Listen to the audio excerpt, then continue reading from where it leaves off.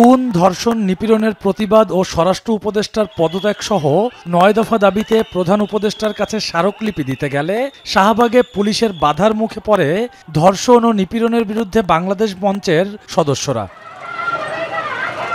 তাদের অভিযোগ, শান্তিপূর্ণ কর্মসূচিতে লাঠিচার্জ করেছে পুলিশ। পুলিশে হামলার প্রতিবাদে গণ আন্দোলনের ঘোষণা দেন শিক্ষার্থীরা। স্বরাষ্ট্র উপদেষ্টার পদত্যাগের দাবি জানায় গণ আন্দোলন গড়ে তোলা ছাড়া আমাদের আর কোনো পথ তারা বাকি রাখে নাই এবং ডক্টর ইউনূস যাতে এই ব্যাপারটা নিজে ওভারসি করে। এদিকে পুলিশের দাবি, প্রধান উপদেষ্টার বাসভবন এলাকায় সব ধরনের জমায়েত নিষিদ্ধ, তাই আইন মেনেই দায়িত্ব পালন করেছেন তারা। এ সময় পুলিশের 7 সদস্য আহত হয়েছে বলেও দাবি করেন রমনা বিভাগের উপপুলিশ কমিশনার। সেটেলমেন্ট এগ্রিমেন্ট ছিল যে তারা আসবে এখানে, এখান থেকে আমি পাঠাই দেব প্রতিনিধি 5 জন, যে তারা কথা বলে আসবে। এটা নিয়ে তো আর আমাদের দ্বিমত নাই। আমরা জাস্ট খালি এই জায়গাটা যেহেতু 144 সবসময় জারি করা থাকে, আমরা যেতে দিলাম না, যেতে দেই নাই, যে আপনারা এখানে থাকেন, আপনাদের প্রতিনিধি ভিতরে যাক, কিন্তু তারা সেই কথাটা শোনে নাই। ধর্ষণ ও নিপীড়নের প্রতিবাদে মঙ্গলবার সকালে শাহবাগ জাতীয় জাদুঘরের সামনে অবস্থান নেন রাজধানীর 30 কলেজের শিক্ষার্থীরা।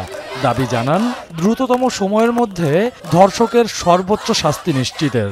ধর্ষকের উপযুক্ত শাস্তির ব্যবস্থা এবং আমাদের মা বোনদের নিরাপত্তা জোরদার করা। সব তথ্য আছে, সব প্রমাণ আছে, সেখানে কেন তারা ব্যবস্থা নিচ্ছে না? আইন উপদেষ্টা যেটা বলেছে, মাত্র 90 দিনের মধ্যে ধর্ষকদের বিচার করা হবে, এটাকে আমরা সাধুবাদ জানাই। আজকে একজনের মৃত্যু দিলে পরবর্তীতে আর কেউ এই ধর্ষণ করার সাহসই পাবে না। এদিকে আন্দোলন সংগ্রামে অগ্রগামী থাকার পরেও গণ অভ্যুত্থান পরবর্তী সময়ে নারীর নিরাপত্তা দিতে না পারা রাষ্ট্রের জন্য লজ্জার বলে মন্তব্য করেছেন ঢাকা বিশ্ববিদ্যালয়ের সাদা দলের শিক্ষকরা। আমাদের মেয়েরা সবার আগে রাজপথে নেমে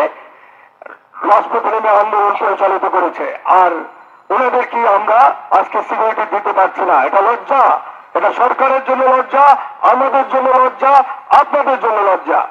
শুধু মুখের কথায় নয়, ধর্ষকের সর্বোচ্চ শাস্তি নিশ্চিতে বিশ্ববিদ্যালয়ের শিক্ষকেরা স্বরাষ্ট্র উপদেষ্টা ও আইন শৃঙ্খলা রক্ষাকারী বাহিনীকে কঠোর হবার আহ্বানও জানান। রকিবুল রাহাত, এখন, ঢাকা। লিলি হালাল বিউটি সোপ, বিএসটিআই কর্তৃক সনদপ্রাপ্ত দেশের প্রথম হালাল বিউটি সোপ, দীপ্তিময় উজ্জ্বল ত্বকের জন্য।